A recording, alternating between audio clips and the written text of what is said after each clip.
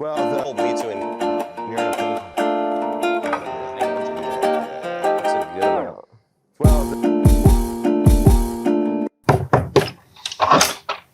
All right, welcome to my house here in Bali. Today I'm going to take you guys behind the scenes. We've got my good friend Andrew here, who just joined the team in our land business. And I'm going to show you guys all of his numbers for being 2 months in the business with us.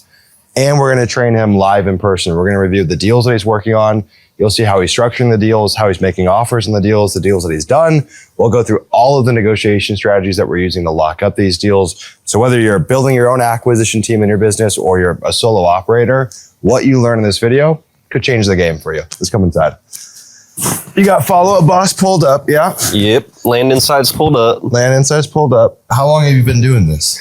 2 months? With you 2 months, and I started studying in January. So only been studying, what's that, 10 months now? 9 months? 10 months. And your brother's in Leah. That's what's interesting. I knew you first, but then your brother joined Leah, and now we're working together, which is like very full circle, and you moved to Bali at the same time.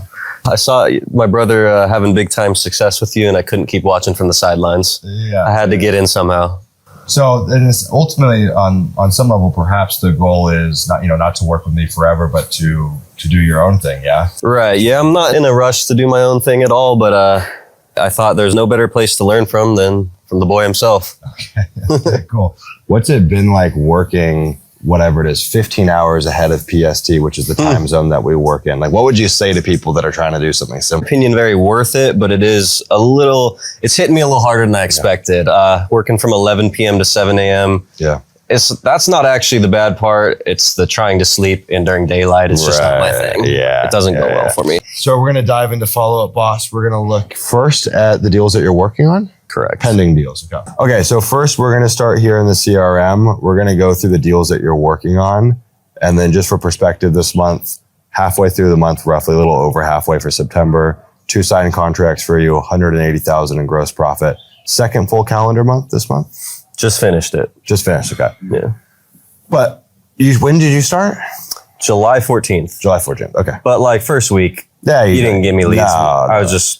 And honestly, I would say it's probably 2 weeks until you really got any decent leads. Yeah. Because we started you with the worst leads first. Yeah. So these are the deals you're working on. So let's take a look. Which my first deal came from out of that. Yeah, there's dude, the thing I tell people, both like with the team and then outside of it, there's just gold buried in the CRM. It's so hard to unearth and know where you should spend your time. And there definitely are a lot of dead ends.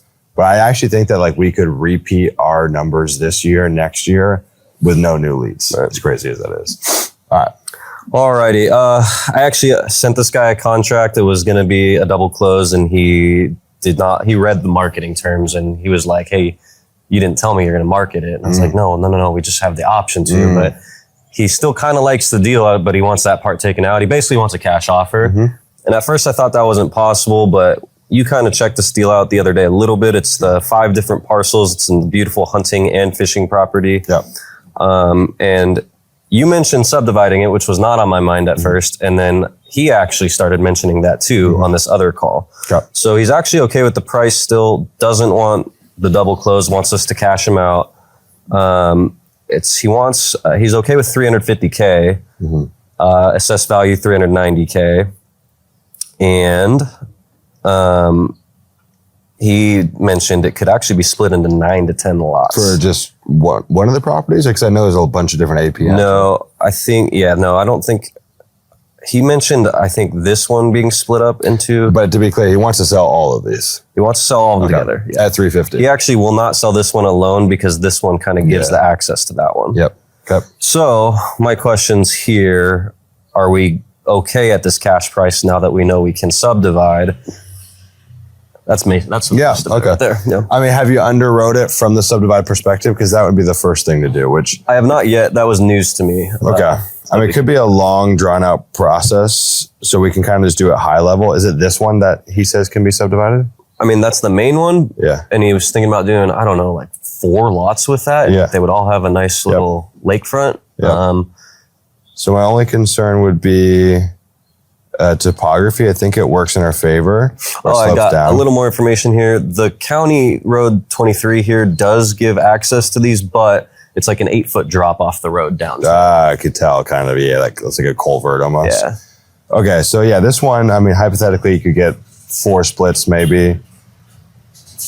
This one, it just depends on the county regulations. Right.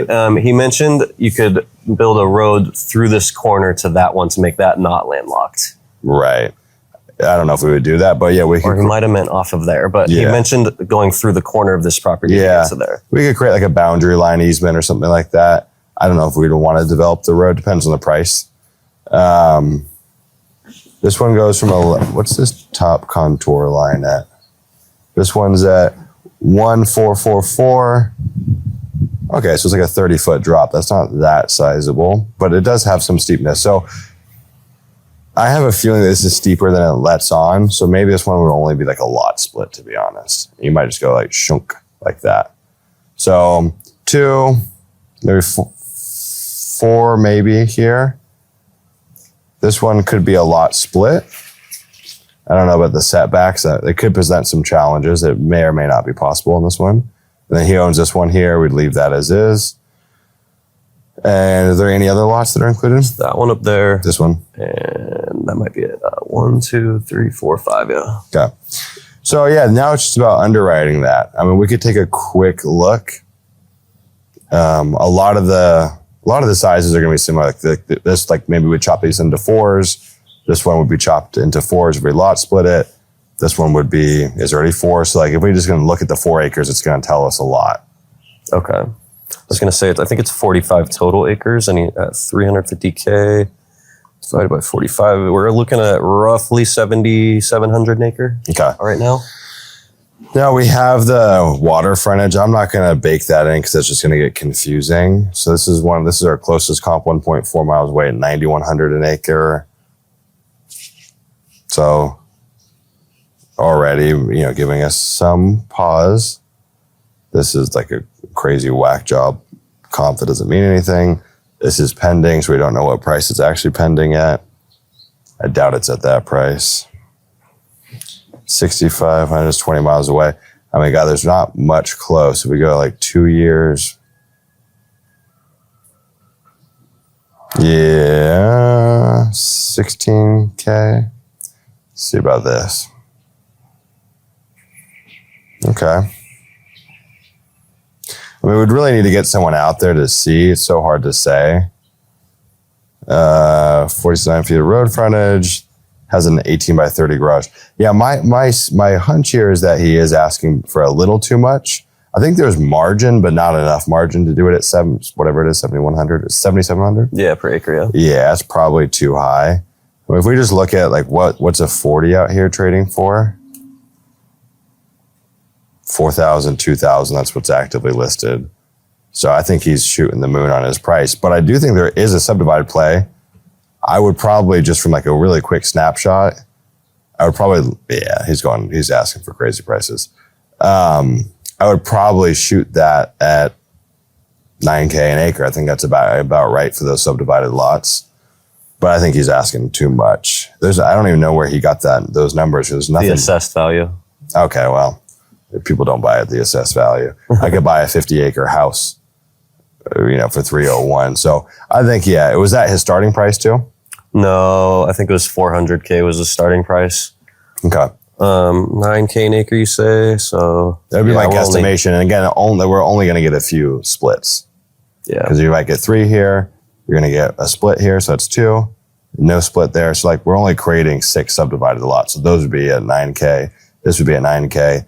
This is probably not worth too much. You might get like 5K an acre for that with the bad access. So blend it all together, you're probably at about what we're paying. So he needs to come down pretty dramatically. I would say, again, you can't, there's really no subdivided that I've ever seen. I'm sure it could exist to where you can buy for an exemption-based subdividing. If you create 100 lots, then this math isn't true. But you pretty much can't ever do a subdivide if you're buying the deal at retail for an exemption-based subdivide, which in this case, we're paying way over retail from what I can see. This one's at 6, but it's got a house. Our closest comp's 1 mile away, sold at 2,700 an acre. So it does have water frontage. It definitely adds a premium. how much of a premium. I mean, if we were really optimistic, we could double this price. So call it $5,000 an acre, $5,500 an acre. You know, there's no way to get to his price. So when you're looking at a subdivide, before I even look at it from like subdividing it, I'm always just going to think, am I buying it 75% of what it's worth? Like just as a really simple kind of rule of thumb. And from there, that's going to like compensate for a lot of potential mistakes with a subdivide. So now if you were going to do a major subdivide, cut roads, make 1 trillion lots, then yeah, you could buy retail if that makes sense. Okay. Yeah. So hard to say on what he would need to come down to. It's probably not a price that he would agree to, but yeah, I mean, he probably needs to be $200K. It's just like, that's a guesstimation. You'd have to spot check me on that. But I'm thinking that you're probably going to sell those lots at about $400K all said and done. Okay. Yeah. Alrighty. Because even at best case scenario, if you took a blended 9K an acre for the full track, and we're not going to get 9K an acre for all the lots, 47. So that'd be, you know, a little over 400. But one of our biggest tracks is essentially landlocked, and it's mostly a lake. So that one might get 5K an acre. So you have that 4, then you got maybe a. Does that seem right on Land Insights that it's half the lake is the property? Yeah, that does happen. Okay. Yeah, it does happen. And those can be really valuable, oddly. Usually when you have like a whole lake on the property that no one else has access to. Got it. So I think the lesson in this is not so much from like a subdivide kind of due diligence perspective. It's more about knowing when to hold them and when to fold them. And with a lead like this, when I see that they're offering double or triple retail, I'm out. Like I'm gonna make a discounted offer. I create a hurdle for them to jump over, and if they don't jump over it, totally done. Yeah, our underwriting was a little tough on this one. At first I offered based on that price, the 430 to 450. Mm-hmm.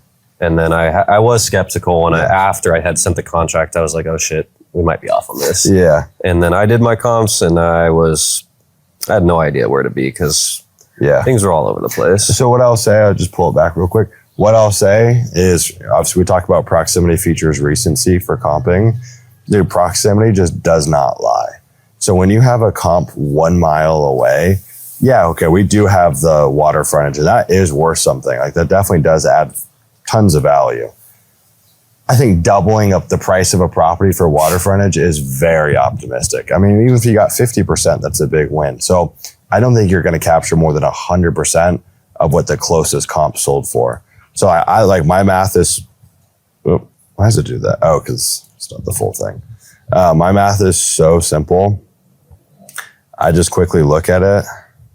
I guess I have to go back in time a little bit. And I'm like, I mean, even if I had to double this, I just don't think that, so I would just quickly DQ the guy. And this is a good property, 2-sided road frontage, partially pastoral, partially wooded. Like it's not like this is a crap lot. So I think it's optimistic to double the price on this. And so I always tell the team, it's like where you spend your time is what's going to dictate your success. And so much of that's knowing, okay, throw this lead to the wayside, totally not worth it. Go deep with this person. Yeah. And when a seller is asking for assessed value, unless it's really working in your favor, sometimes that does, but more times than not, they're not asking for assessed value when it works in your favor. If you have an ag exempt property or whatever, it's going to be assessed very low. But typically when they're asking for assessed value, that's an objection that we should handle. Or not an objection, but like that's worth the discussion. Whoa. It seems like there's a confusion between what the market's willing to bear. By the way, Mr. Seller, the closest comp to you is 1 mile away and sold for $2,700 an acre, and what a county assesses that. Mr. Seller, you have to remember, why does the county assess your property high? Well, they want the most taxes. So the incentive there is very different than what the market's willing to bear. If you can show me a comp as to how you can get to $7,000 an acre when the closest comp is $2,700, I'm willing to entertain the assessed value idea. Okay.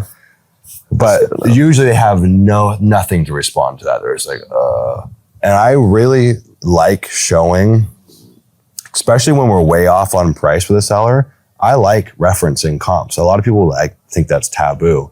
Show them the comp and show them what they could get, you know? I've been starting to do that. Yeah, that's helpful. And then asking them to show their work. Hey, can you show me the comp of how you figured this out? And now it's not you being the a-hole that's trying to make a discounted offer. You're just saying, show me how it works, because I can't make an offer if you can't support it. Right. Yeah. Okay. That sounds good. Okay. Real interesting one here. What's Henry Rogers? All right.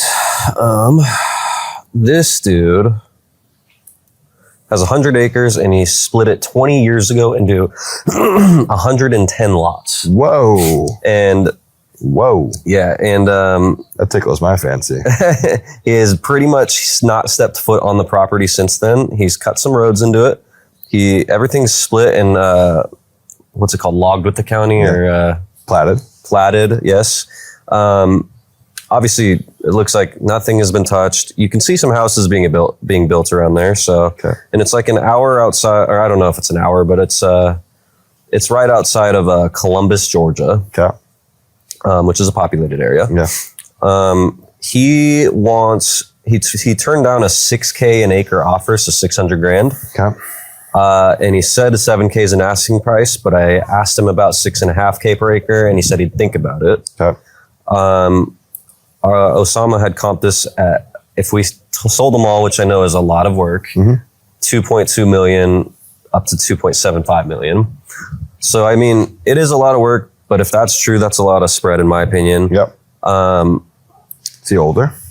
He sounds older, yeah, and he's got other stuff going on. That was his motivation to sell. He just doesn't want to deal with this one. He's got other projects going on. Okay. And yeah, he's thinking about 6.5K an acre. I think that's most of the details that you would need to know. Okay. Yeah, cool, man. I mean, there it is. So, Working magic. And this is where the team is liable to make some mistakes. Oh, this is over our heads a little bit, but Yeah. No, totally. Because what's happening here is that they're going to take 1 acre from down here, right? okay. I'm guessing all their comps came from down here. I will say they're not all 1 acre. There's some 2 acres. There's some smaller than 1 acre. Okay. What do we like? Just as a pop quiz, do you think there's a major difference between these and these? Probably not price per acre, but just because it's different sized acres, then So yeah, a little bit. That will definitely do it. My hunch too, though, is he probably hasn't pulled utilities. No improvements. Yeah, no improvements. These are all going to have utilities, so big difference in price. Good point. Now, could you still get maybe 12K an acre? I mean, there's definitely still something here. So I didn't look what Osama had comped it per acre. Yes. Oh, I guess, I mean, still I did comp it. Very interesting deal. So 20 divided by 100. So he has it at 22K an acre. Has he ever tried to sell these? No, he just seems like he doesn't want to deal with it. I mean, which obviously sounds a little suspicious, but Right. it sounds like he's just got a lot going on from what he's telling me, and he's got other subdivides and other projects going on. But like 21 years is obviously a long time to not deal with that. Right. And he literally hasn't stepped foot on it in 20 years, which I thought was interesting. What about this? 495, 15 years ago? He's pretty set that he did this 20 years ago? Or was he speaking in broad terms? Because if he paid 495 15 years ago, it'd be interesting. I wouldn't know. Okay. I didn't catch that detail from him. Okay. It's interesting, too, that these are all vested in a personal name. So turn this off so people don't see that. Isn't that kind of weird, though? Like, here's a guy that put it in his own name. So that what that tells me is I just don't think he's that savvy. Because Really? if you did a freaking 100-unit subdivision, you're going to hold that in an LLC for a million reasons, liability, tax implications. So that's like, okay, maybe this guy's just not super savvy, right? Do you know any of his background? No, it sounds like he's done multiple subdivisions, though. Okay. That's about all I've caught from him. Okay. Yeah. Do you think he'd be willing to carry terms or no?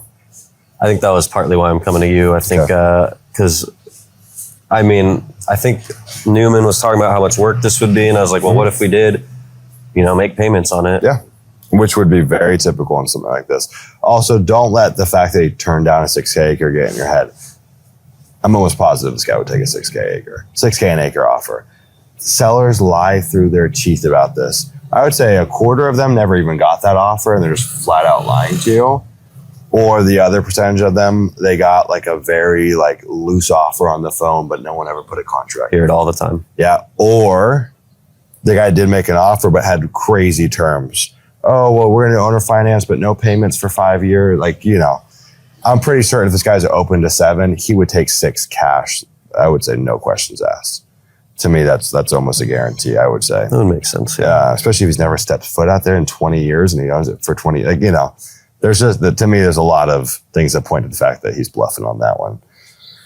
So it's just, you know, if you have to offer lower, I think you're totally warranted to do so. So these are probably our best ones to look at. They are 3.74 miles away. I'm going to be pretty certain that these have utilities. Let's see. They don't say anything.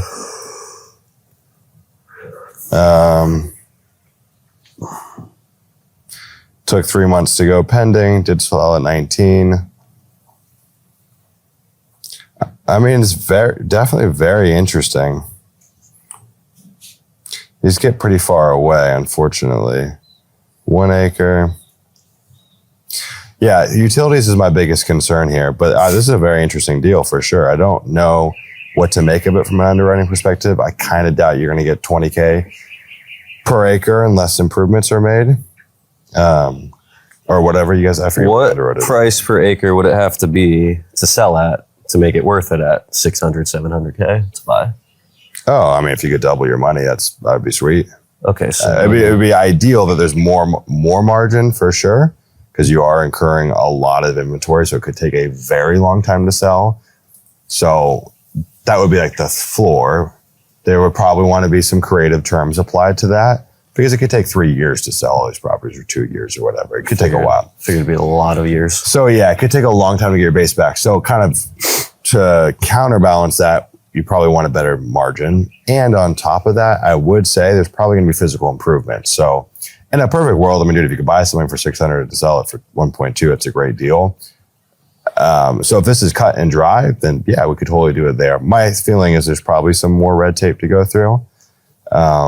So maybe what questions should I be asking this dude? I think we need to figure out why he never completed it. Okay, I want to write this down. He went through a lot of work. So more than likely there's a reason, you know, more than likely there's problems with it. And it seems weird that in 20 years he hasn't sold it or put it on market as well. So my hunch is kind of like the one that we looked at last week. It's like the greater fool theory. So my first process is, okay, am I the sucker here? Can I find what could be the reason as to why this guy hasn't sold one of them individually or hasn't sold the package in 20 years and hasn't been there in 20 years? He's obviously not interested in it, but 20 years is a long time just to sit on something that you have a lot of money into. So maybe there's, oh yeah, by the way, the county won't let you build unless you pull sewer out here. Gotcha. And he just won't disclose that unless we ask. They do all sorts of funny things like that. So I would just, like, you kind of have to be like a hostage interrogator where you really probe him. Okay, I kind of did here. So it's like, why did you back out? And he's like, I don't know. I'm like, okay, that's not true. Yeah, exactly.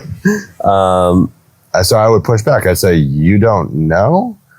And it was a long time ago, wanted to not develop, and I just think county subdivision, how long ago? Bought it 21 years ago. Yeah.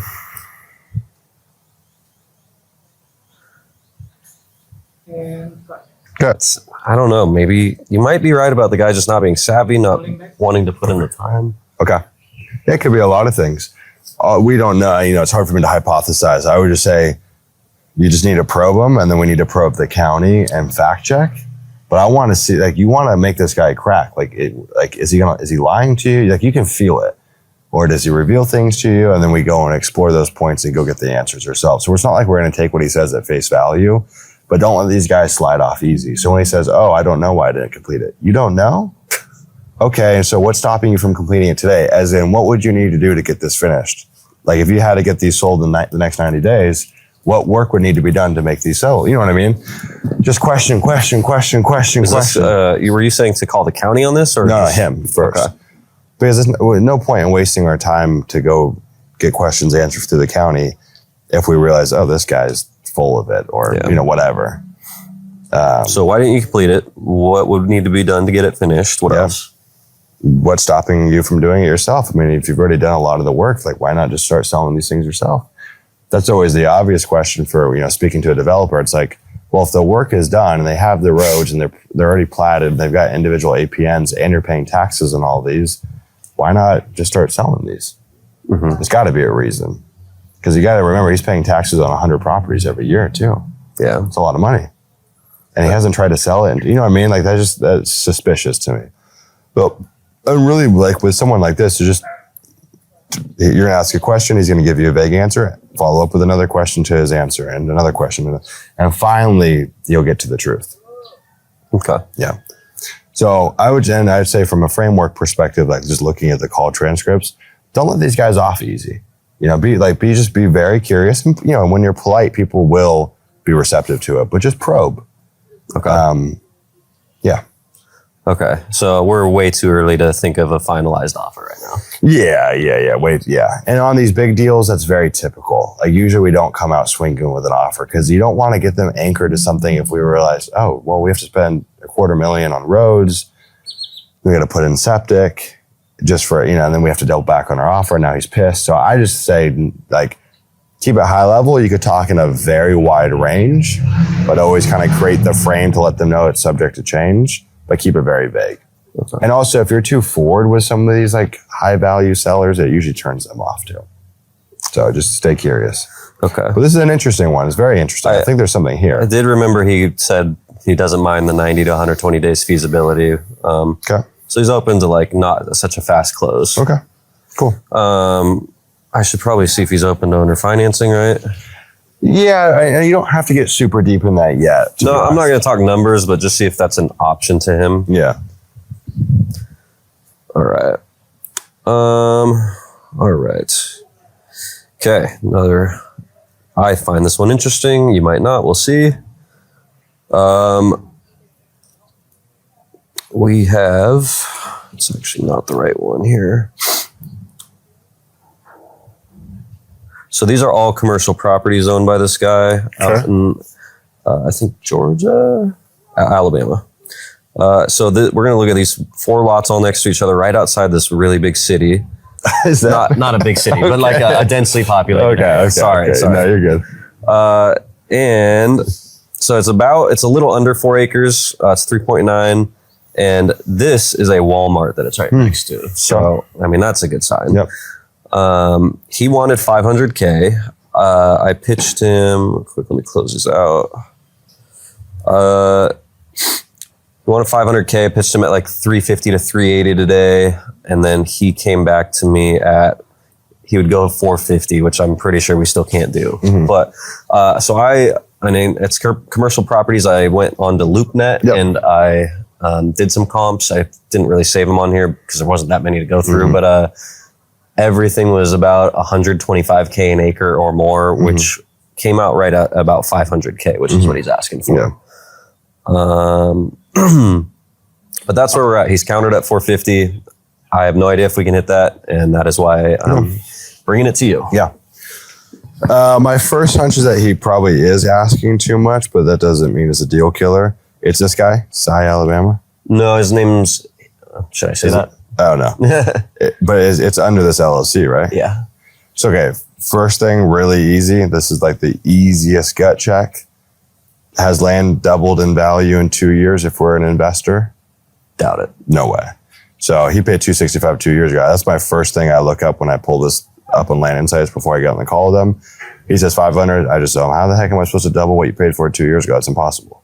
That's only on one lot, right? That's on all of them. 265 on it. So you think he paid 265 for all 4? These? Yeah, for all these. So that, invalidates his offer pretty quickly. And that also, knowing that, allows you to probe. And then you get to see what he says in response. So it's kind of like a tennis match. You get a volley back and forth. Can you write that real fast? And all I'm trying to figure out is this guy worth me taking the next step with? And depending on his response, that'll tell me a lot. Okay. So there's that.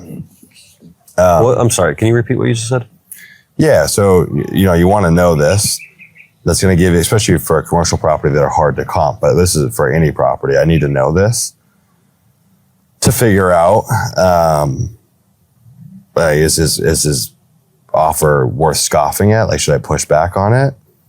And 500K absolutely is. And then I say, how am I supposed to do that if you paid 265 2 years ago? And then I would just wait for his response. And he's going to say, well, I'm not willing to take $1 less than 500. I just want the most money. It's like, okay, cool. We don't need to explore any further of this lead. Don't need to waste any time. So it gives a good opportunity. I'm always thinking about, can I set a hurdle? And what do they do in response to it? Do they jump over? Do they run into it? If they run into it, I'm kind of on to the next. You know what I mean? As well as, on top of it, like most owners that bought 2 years ago just don't have much motivation. So there's that. My hunch is it's probably retail, probably worth it just a little more than what he paid for it. Probably worth 300, 350 if I had to guess. But even if this wasn't true, your alarm bells have to go off. So we do have Walmart here, but when none of the adjacent lots are developed, there's usually a reason. Don't know what that reason is, but there is a reason. Doesn't mean that these aren't valuable, but they are very much kind of I don't know. There's just usually a reason. I don't know what that might be. So I would go look at all these and say, do these have the same zoning? Is there a different county right across the road? No, same. It might cut off somewhere close to here. But everything that abuts it has not been developed. Everything across the street hasn't been developed. Everything along this road hasn't been developed. So that either means two things. One, there's a problem with all these properties, which is possible. Maybe there's no utilities back here or whatever. Or two, there's just no demand. Now, if I had, hypothetically, this lot adjacent to Walmart, and let's say there was development all here, heck yeah, that's booming. And for everything, but in particular for commercial deals. There's so much vacant land that if there was commercial demand, a big commercial developer would have already hit all these people up and started building on them. So commercial, it's a bit of a different game. Some of this stuff does carry over to residential as well. You typically don't want to be buying land in a subdivision where nothing's developed. Like that kind of thinking does play true to all land types. But in particular, for commercial, what you want is you want to be the last undeveloped lot. So it's like, you're like that diamond in the rough. And you just got the good fortune of catching that person when they're ready to sell. Maybe they've been hit up before, but we caught them just at the right moment. This is probably more of like a land banking play that someone will sit on for a very long time. And maybe in 30 years, it's worth a lot. So yeah, I think that this one would be, I would probably just throw this one away. You can make an offer, but he bought 2 years ago. He probably paid retail. I just don't think there's much you can do. The other thing with commercial lots is that they're very hard to move because there's only maybe one buyer in this whole city that wants it. So they've got to be, slam dunk deals to make it worth it, which they often can be, but usually stuff that looks like this wouldn't fall under a good commercial deal. Right. So maybe offer 300? I don't think it's probably appreciated much. So I think that's probably still retail. I don't even think you can make this guy an offer, to be honest. Okay. I bet none of those comps because none of these properties the only thing you can comp off of here is really all of these, because there's a reason that these are all vacant, and none of these none of these have traded hands recently. So even the comps that you're looking at on LoopNet, I bet they're in town in a nice area on a main road. And so it's just not even same. Like how this guy might have even overpaid, Okay. It's really hard to say, but no, I don't think there's an offer to be made on this one. I think I would just toss this one to the wayside. Okay. Yeah. Sounds good. Okay. Odd one here. We haven't done anything like this. Limkeman. Yeah. It's this dude. We didn't make a deal with him, but then and it's for farms. And then he sent me 3 links for farms going on to auction.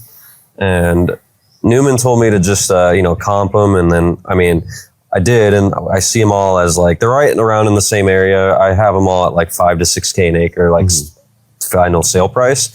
And I just thought what if we went to these auctions and just started an extremely low bid?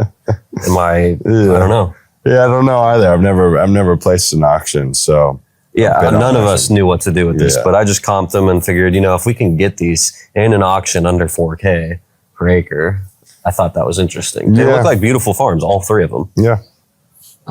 What's the process of making an offer? I have no idea. They don't tell you. I did see that they're online auctions. Yeah, I figured, why not show up and throw a 2K per acre bid in? Yeah.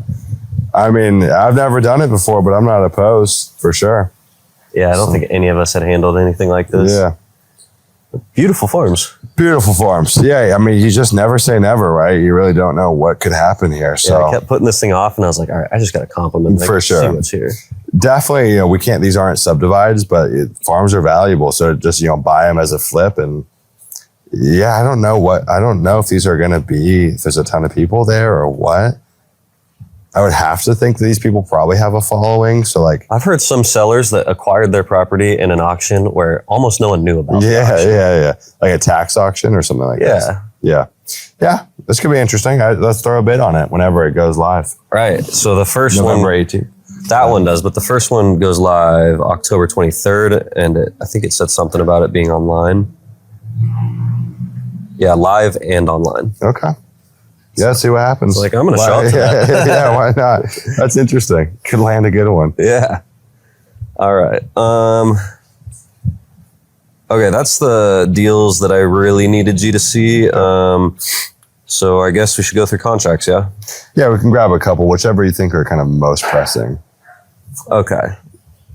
Yeah, that was the issue. I don't really know what direction to go on this one. Kind of went through some of these. Okay, Mark Hess is kind of interesting. I think that's him. Sent this guy an offer at $340K, and he thought about it. He gave us plenty of time to close, and then he just the next day texted me, talked to my wife, and she wants to hang on to it for 3 to 4 years. And I was like, all right, like what about 350? It seems like his phone's off, so I don't think it's out of the question yet. Mm-hmm. We have it comped at 450 to 470. And I think this is a hunting property. I think we could do one split down the middle. It's 160 acres, just one down the middle for 2 80-acre parcels, and that brought the value up a lot, and to a sale price of like 480, possibly to 640, in my opinion. I'm just curious if we can come up at all on this, in your opinion. Right here. So we looked at this one. Yeah. So I would say coming up is actually probably not what you want to do in these situations, just from a negotiation standpoint. You want to solve the problem for him. You want to handle the objection, right? So I'll use like a fitness coaching example. Imagine that you get a prospect, you had like a great call with them for fitness coaching, and they're like, yeah, I'm going to talk to my husband. And let's say the fitness coaching was like $3,000. Calls back, yeah, my husband wants me to like just start going to the gym and I'll wait. And then you're like, well, what about 1,500? You'd be like, that sounds so weird when you're offering something, but the same psychology applies when we're trying to buy something from someone. You know what I mean? It really puts us on a very low status peg, and it tells this guy that we're actually not trustworthy. Because if you could just go up like that, why couldn't you do that for me before? Right? And so I think it sets a really bad frame with us and the seller. And then naturally, the guy just thinks he can walk all over you. So he says 350, not do 370. He said, I don't think I can do 370. You know what I mean? And you just get into this like this never-ending more price. So you want to make that your absolute last resort, Hail Mary kill shot if you have to. But I promise you, it's not $10,000 that's going to move the deal on something like this probably anyways. And there's probably not enough money that we could go up that would make it make sense. More than anything, it's probably just an objection that either needs to be handled or just revealed or talked about or discussed, or it's something as simple.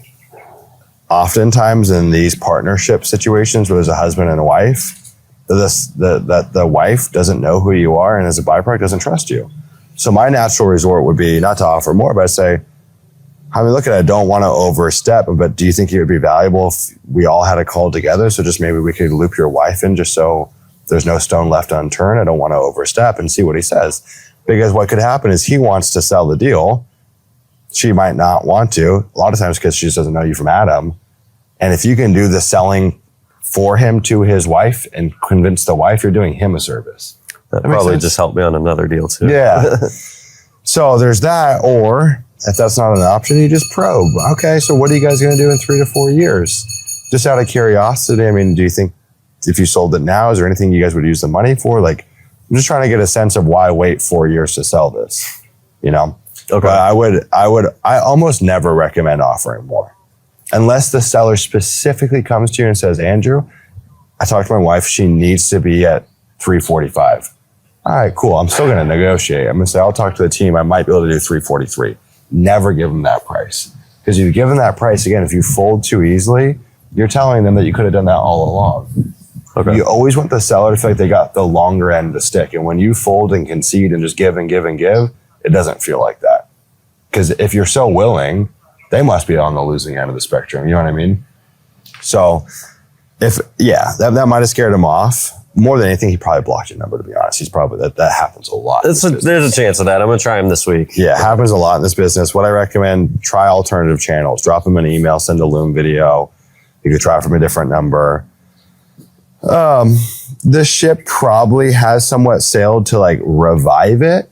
But what you can do is plant a really good seed and leave a really good impression, and then continue following up. And 4 years very well could turn into 40 days or 4 months. Yeah, you're probably not going to capture him now. Maybe there's like a 10% chance you could have done that on the call. Even then, it's unlikely, but you have a higher chance doing that than offering more, if that makes sense. Right. I also just think this deal probably doesn't have enough meat in the bone to offer more, to be honest. I mean, unless that high end of the subdivide math is true, which it could be. But I remember looking at this one, I think it's a little lower than that.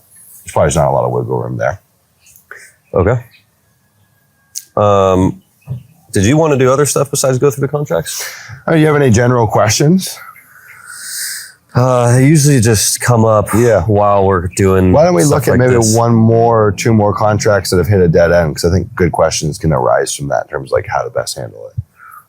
Okay. Because ironically, like these are your highest value opportunities, minus like your hot leads that are still considering it.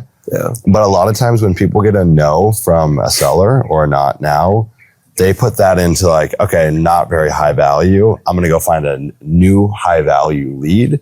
But that takes so much more work to find the next hot lead than it does to nurture that hot lead and convert them. Okay. And a lot of people in this business, they don't sell because an objection was unanswered. The guy already agreed to your price. I'm almost certain it has nothing to do with money. In a lot of cases, it's like, can these guys get it done? My kids don't want me to say, you know what I mean? Maybe I got to have a conversation with them. A lot of times, once they've agreed to price, if they like ghost you or back out, it's just some simple objection that needs handling. Sometimes it's a 10-minute call. And we just have to be willing to kind of dive into the uncomfortable. All right. I'm going to not go up on price a lot more often. Okay. Yeah. I think we maybe have talked about this one in the past. My question about this is like, I feel like we get hit with, our comping team constantly says, it has power lines. Like, yeah. Is that always a deal killer? Like every single time? I mean, it doesn't kill the deal, but it kills the price that you probably were thinking. Got it. Yeah, there's some power lines running through the back here, but I just feel like this is a very usable property in the front still. So this one, obviously not all power lines are created equal. So there's two things I think about. One would be, are they transmission lines or are they power lines? Transmission lines on a small lot, pretty crappy, you know what I mean? I had to go to Google Earth this one, and you can see them. So this gated property? Yeah, but I had to go down to like a different road to look up at the property. I think I was down on that road or something. I think that might be it. Yeah, these. So not like classic transmission lines, but not small either. Right. So yeah, they're not all created equal. I mean, the good news is they run to the back. There's still plenty of usable space. I always look for a proof of concept. These people have them running through the back and they still built. They have a little less running through, but they still have them running through. Oh, that's a good point. So no, is this a deal killer? Probably not. Still seems like a nice property, to be honest. I just feel like every time there's power lines, we get completely turned off. But it definitely, the price has to be adjusted. Yeah, I think the guy wants 40K and he wanted like 50K and he's come down to I think 40 or 35 maybe. And what do you think it's worth? We need it at we can maybe double close at 30 33, but Yeah. Cash would have to be at like 25 or something. Yeah. It's 2 lots, and I think he wants 25K each. Oh, it's 2 lots? Yeah, we have These the two? names turned off, but I think it's those 2. Yeah. Might be those 2. Yeah, it's these 2. Yeah. Yeah. Okay, interesting. Yeah, that's cool that you get the 2. Yeah, I'm saying that like you probably get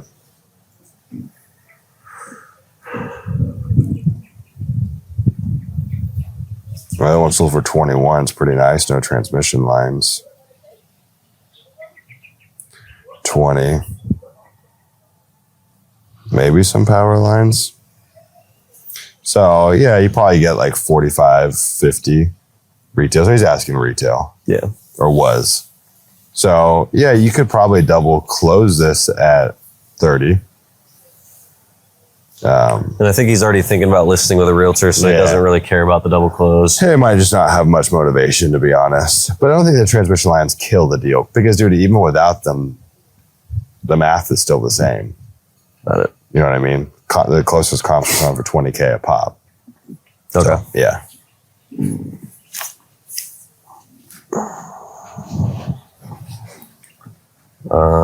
Another one? I don't know which one to go through. I can just kind of give you general recommendations from what I've seen looking at some of these. Yeah. And kind of running with that. So I think first off, we're putting, and these are all literally the most textbook things that people do. Like it's so they have textbook.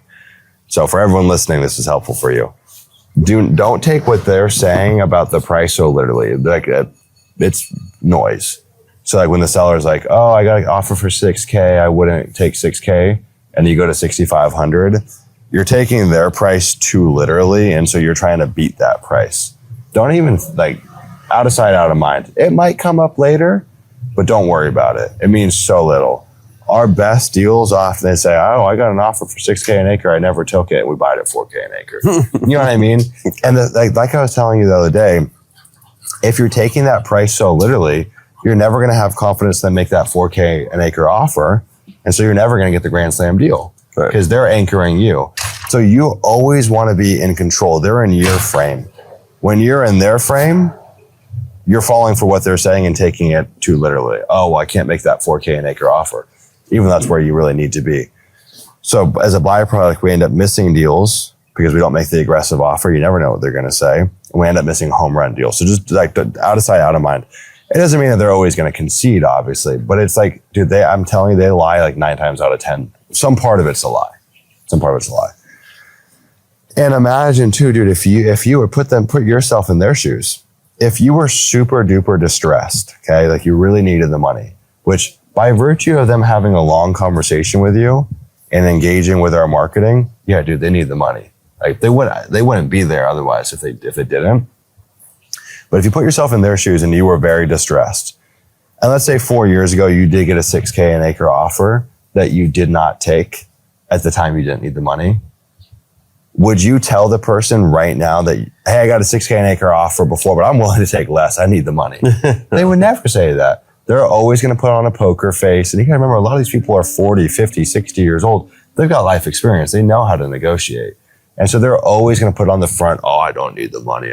This is all good.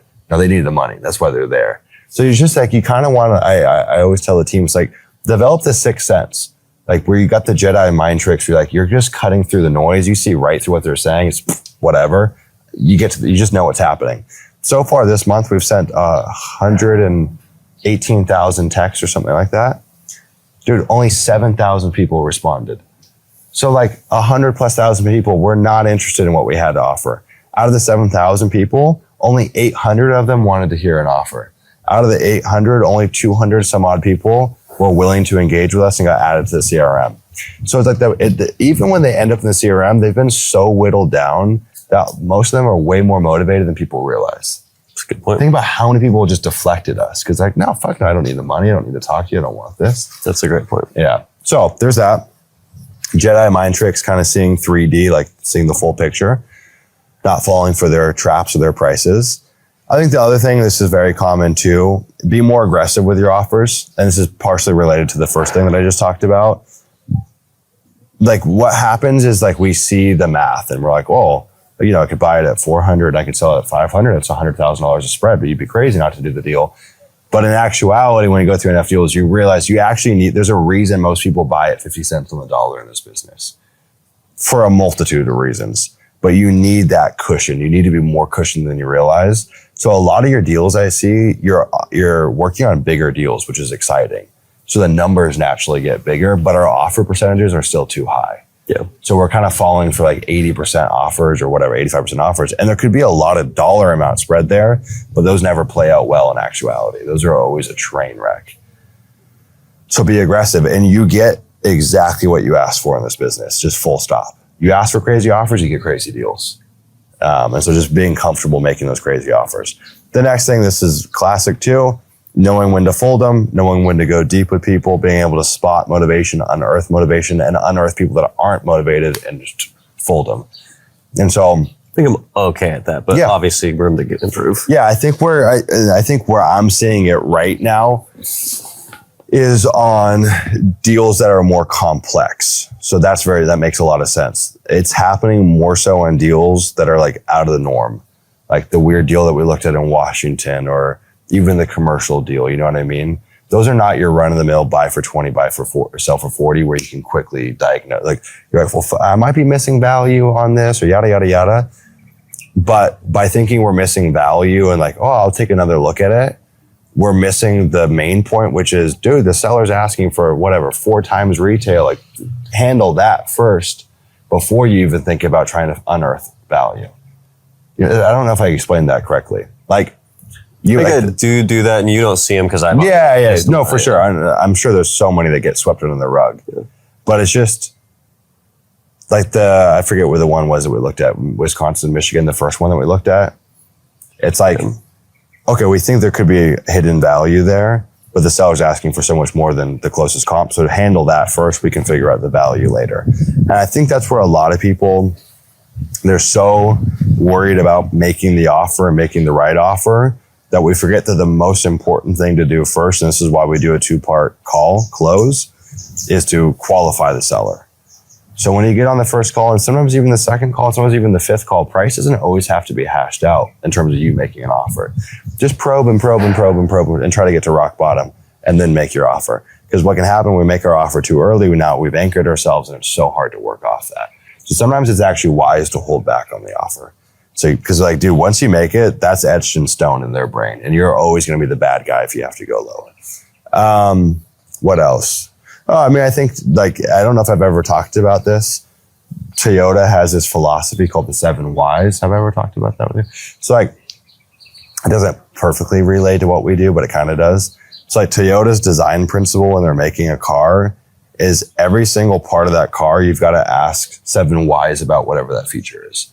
So, someone's like, yeah, we need this big automatic seatbelt that like automatically, remember they had those in the 90s, those silly, they're like, meh, meh, like, it's like so clunky and stupid. And so it's like, why do we need this? Well, the consumers really like it. Why do they like it? Well, my aunt told me that she thought it'd be a cool feature. Why does your aunt, you know what I mean? Like you just keep on probing and probing. And oftentimes by the 7th why, you get to the core of the thing and it's so stupid. You're like, what? We were going to build automatic seatbelts off what your aunt told you? That's how fickle most people's thinking is. And so when you press a seller and they say, for example, so you developed this and you didn't finish it? Why? I don't know. What do you mean you don't know? Well, I got busy. What do you mean you got busy? Well, my daughter got in a car crash. What do you know, like you just keep on going. So dive deeper. And then the big thing comes out. Well, my daughter got in a car crash. I actually don't have the money. I've been on the brink of bankruptcy for 20 years. Oh, that makes sense. You know what I mean? And so I think that like the ultimate, like beyond the 7 whys thing is just get so curious and quizzical. And I don't know if you've ever read Never Split the Difference by Chris Voss. I was just going to bring that up actually. Dude, best land. I've read it, but I need to reread it. Yeah. Best land book. Because in land, being a salesman, I don't think serves you. Sales process and negotiation serves you. Outside of that, just be a regular cool person and people will gel with you and want to do business with you. So his kind of like, to summarize like what I took away from it, his attitude on negotiating is like play dumb. You know what I mean? Like literally kind of like how a kid would ask questions. Like the kid's not going to take your stupid answer and be okay with it. They're going to say, Mommy, why does the sun set? Oh, that's just the way things work. What do you mean that's the way things work? Like, they're so curious and they're always probing. So when a seller, for example, says, I need 500,000, how am I supposed to do that? I don't see a single comp that's even over 150,000. Well, my neighbor told, you know what I mean? So just press. Right, that's a common one. My neighbor said this. So okay, why don't you sell it to your neighbor? Oh, because they wouldn't pay 500, right? Because it's not a deal. Okay. So what are your options? If your neighbor won't buy it, but they're whispering and you're at 500, I mean, I can't I can't buy it at your neighbor's price, and neither can the market, right? If your neighbor was right, all the properties would be selling at that price. So I'm just curious, Mr. Seller, what am I supposed to do? We're in between a rock and a hard place, and look at, I want to serve you, but I can't get this deal done on a hope and a prayer from your neighbor, the same neighbor that won't buy it from you at that price. Yeah. You know, it's so, I love doing it, but like when you really start just to press even like an inch more, you realize that like their stuff is built on a house of cards. Like it just collapses. Yeah. And then you get to have a real conversation. I think that's pretty much it, man. I mean, of course, there's like always like due diligence things to learn, which just comes from reps. Like, you know, how do transmission lines affect, all that stuff. That's like, this comes with time. Yeah. I think that's it, dude. Anything questions that came from that? Nah, it usually just comes up when we're doing stuff. What would you say for anyone that's just getting started doing this, whether they're doing it within a business or they're starting out on their own, like they're just starting to take calls with sellers? You got any feedback for them? There's nothing, you can study all you want and read everything, but there's nothing like getting the reps like we just talked about. Yeah. I'm learning way faster doing it than anything I read and watched. Yeah. Is it harder or easier than you thought? Easier. I think everything, you go into it thinking, oh my God, like, can I do this? I was totally worried, even though I told you like, no, I don't want to start when I get in Bali. I want to start now. Yeah. But I was like, I don't know how this is going to go. Yeah. But it was time to just do it. Yeah. You just got to dive in at a certain point. You can't delay the inevitable. Had to dive. I guess anything that you might share just as like observations from maybe working in our land business for other people that are running a land business that might help them just from, I don't know, what that experience has been like. Oh man, I feel like such a rookie to be giving advice. Well, maybe just from observations of how we run things, because there might be things that I take for granted that I don't even think about sharing about how the team works or how we do deals or et cetera, that hearing it from a third party perspective or an outside perspective might resonate to someone that's already got a team or a land business, if that makes sense. I don't think I'm practicing what you're preaching yet, but the just not taking the seller's asking price, you know, and I'm not doing that very well yet, and that's what I got to work on. Yeah. Not being afraid to hurt someone's feelings with your offer. Yeah. I mean, no, it's good feedback. I think that I think it's always nice to have a reframe to where you flip it to where it's the same, but in our shoes, and that can be a good example for people.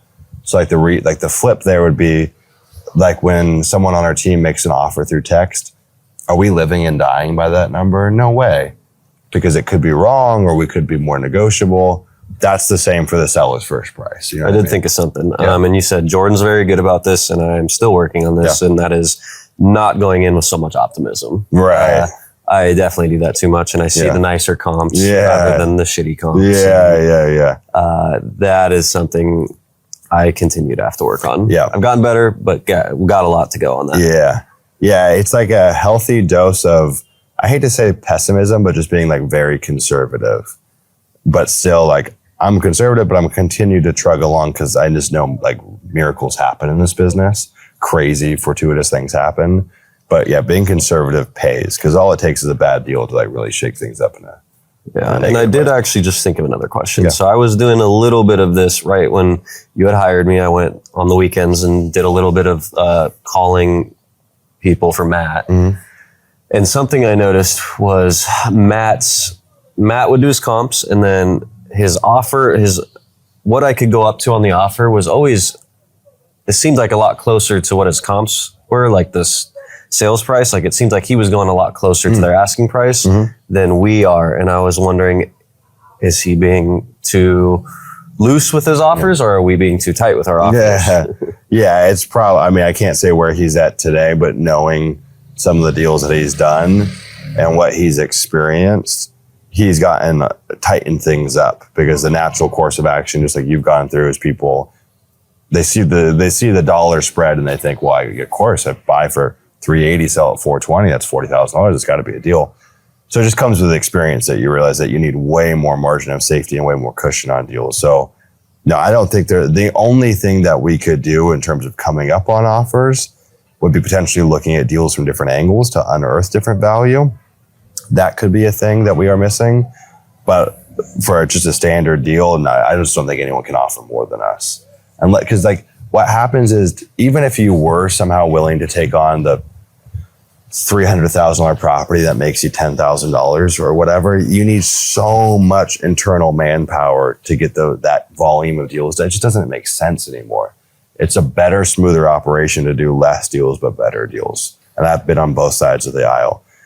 But, you know, from what I've spoke to with Matt when he was here in Bali, he's like, dude, I'm getting rid of some of these deals that have like such a small margin that I just like do not want to repeat this again. So I think I didn't hear that. So that's that would have answered my question. Yeah. Okay. Yeah. That question's actually been on my mind for a little bit.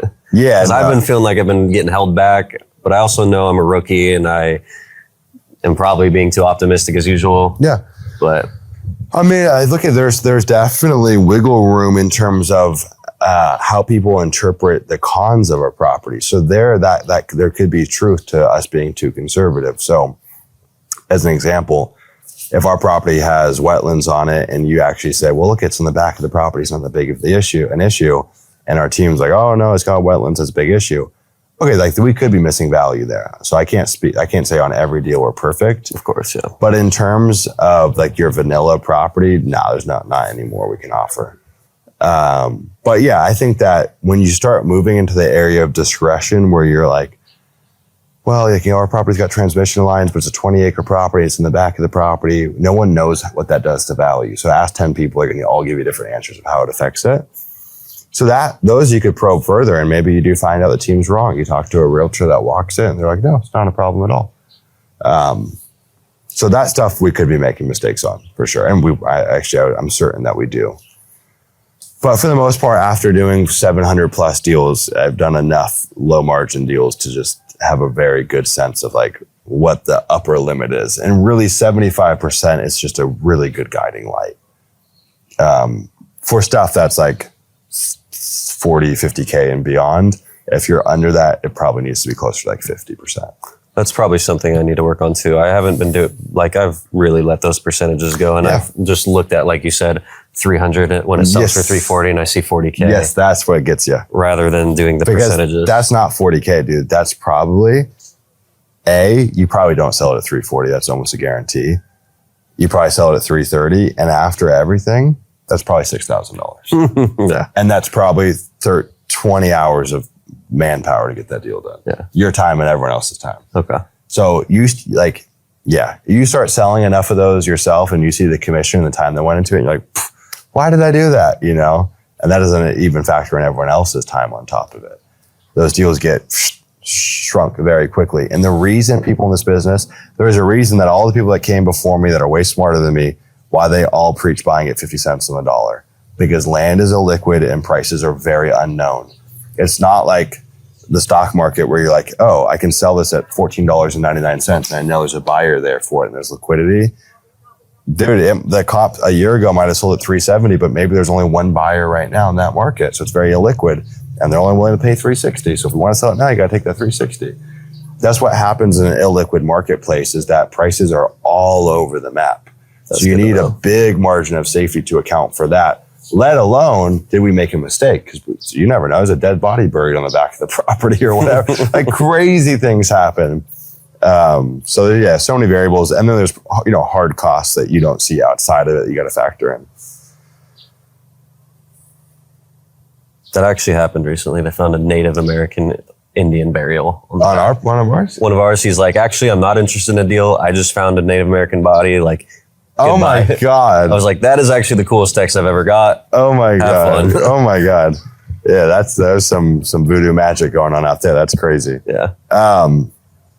Before we wrap up, you got to tell people the story about the shark attack. That's the funniest thing I've ever heard. I'm still trying to get a hold of that girl. Yeah. She called me all desperate to sell her property, and she's like, "Yeah, I'll call you back. I'll call you back." I talked to her the next day. I tried to talk to her the next day, and then she's like, "All right, I'm gonna have my friend or the other person that owns the property with her or something. It might be her stepfather or something. I don't know. He's going to call you in a few minutes. All right." And I'm like, okay. And then I get a call 2 minutes later. It's like, actually, he just got eaten by a shark, and just starts breaking down and crying. I'm like, oh my God. Like, I feel so bad for this woman.